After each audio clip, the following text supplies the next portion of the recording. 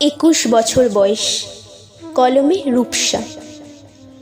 তোমার কোনোদিনও কিচ্ছু হতে দেব না, সারা জীবন আগলে রাখবো। এই প্রতিশ্রুতি দিয়েই অরণ্য নিশাকে সসম্মানে নিয়ে গিয়েছিল তার গৃহ মন্দিরে পূজার আসনে বসাবে বলে। এই পৃথিবীতে প্রতিটি নারীরই তার বিবাহিত জীবন নিয়ে অনেক রঙিন স্বপ্ন থাকে। স্বাভাবিকভাবেই সেটা নিশারও ছিল। বয়সটা ছিল তার মাত্র 21, আর দিনটা ছিল 11ই মে। লাল টুকটুকে বেনারসি পরনে সিঁথিতে উজ্জ্বল সিঁদুর নিয়ে নিশা তার প্রাণপ্রিয় অরণ্যের সাথে তার নতুন বৈবাহিক জীবনে প্রবেশ করল। দিনগুলো বেশ ভালোই কাটছিল। হঠাৎ 5 মাস হতে না হতে তার কোল জুড়ে এলো একটি ফুটফুটে কন্যা সন্তান, যার কারণে যেমন তার খুশির বাঁধ ভেঙে গিয়েছিল, তেমন আবার পাড়া প্রতিবেশীর কাছে অবশ্য ভালোই সমালোচনার শিকার হতে হয়েছিল তাকে। যাই হোক, সেই সব সমালোচনাকে দূরে সরিয়ে এক অবিবাহিত জীবনের ভুল মেনে নিয়ে শ্বশুর বাড়িতে আবার ফিরে আসলো নিশা। ধীরে ধীরে তার জীবনে নেমে এলো এক অশুভ ছায়া। এরপর থেকে প্রতিনিয়তই তার বাড়ি থেকে আর তার প্রাণবন্ত হাসির আওয়াজ নয়, বরং এক নির্মম আর্তনাদ শোনা যেতে লাগলো। কিন্তু কোনোদিনই তাদের প্রতিবেশীরা সে অসহনীয় আর্তনাদের কারণের সন্ধান করেননি। হঠাৎ একদিন ঠিক বিকেল 4টের সময় তার বাপের বাড়িতে নিশার মায়ের কাছে ফোন আসলো। ফোনটা ছিল তারই ভগবান তুল্য জামাই অরণ্যের। খুবই আনন্দের সাথে ছুটে গিয়ে তিনি ফোনটা তুললেন, কিন্তু তিনি কখনো ভাবতেই পারেননি এই ফোনটাই তার জীবনের কাল নিয়ে আসবে।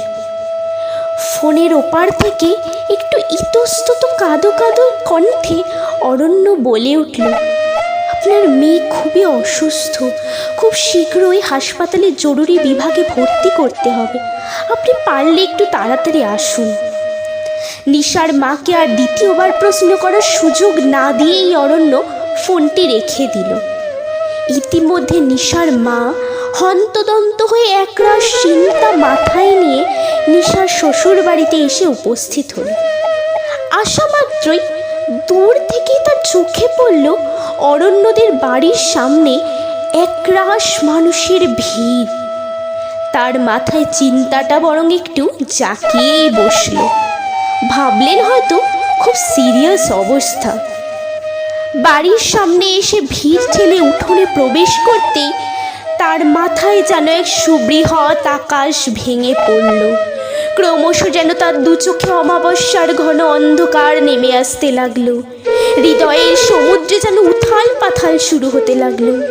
এসবের মাঝে শুধুমাত্র তার কানে একটাই আকুতি ভেসে আসতে লাগলো, মা, মা গো, আমি তো বাঁচতেই চেয়েছিলাম। এই সুন্দর পৃথিবী ছেড়ে তোমার কোল খালি করে যে আমি যেতে চাইনি, কিন্তু এরা তো আমাকে আর আমার সন্তানকে বাঁচতেই দিল না গো। আর তার চোখে শুধু নিশার সেই নিষ্পাপ ঝলমলে লাল টুকটুকে শাড়ি পরে কোণের সাজে রাঙা সিঁথি নিয়ে বিদায় বেলার দৃশ্য ভেসে আসতে লাগলো। তিনি কখনো ভাবতেই পারেননি এটাই নিশার চির বিদায়ের প্রথম পর্ব ছিল। উঠোনে পড়ে আছে নিশার এবং ফুটফুটে সদ্যজাত কন্যা কুড়ির নিথর দেহ দুটি। কিছুক্ষণের মধ্যেই পুলিশ এসে নিয়ে গেল অরণ্য এবং তার মাকে। তদন্তের পর অবশ্য নিশার গায়ে প্রচুর আঘাতের চিহ্ন এবং তার ও তার সন্তানের শরীরে এক মারাত্মক বিষক্রিয়ার প্রমাণ পাওয়া গেছে। এভাবেই অকালে কিছু অসতর্কতা এবং সামান্য ভুলের কারণে অনেক নিশাকে এই জগৎ সংসার ছেড়ে চলে যেতে হচ্ছে মাত্র 21 বছর বয়সে।